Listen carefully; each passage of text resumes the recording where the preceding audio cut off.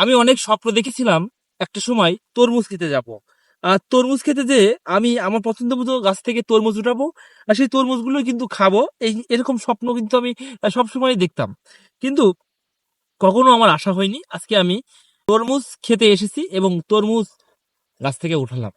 তরমুজগুলো আপনারা দেখছেন, এই তরমুজগুলোই কিন্তু কিছুদিন পরে বড় হবে এবং এইগুলোই কিন্তু আপনার বাজারে যাবে। আপনি সেখান থেকে পছন্দ করে আপনার যারা ব্যবসায়ী আছে তারা এইভাবে ঘা দেবে, সেগুলো দেখবে যে পাকা কিনা এবং সেই দেখার পরেই কিন্তু আপনি কিনবেন।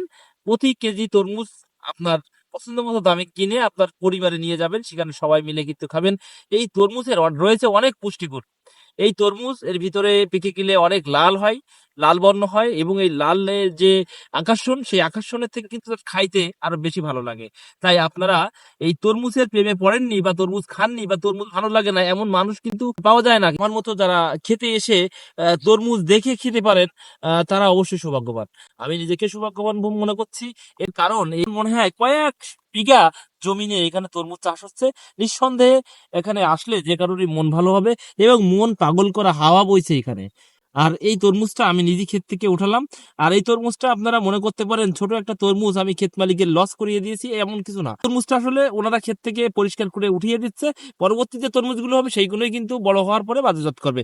এগুলো অপরিপক্ক এবং নষ্ট তরমুজ।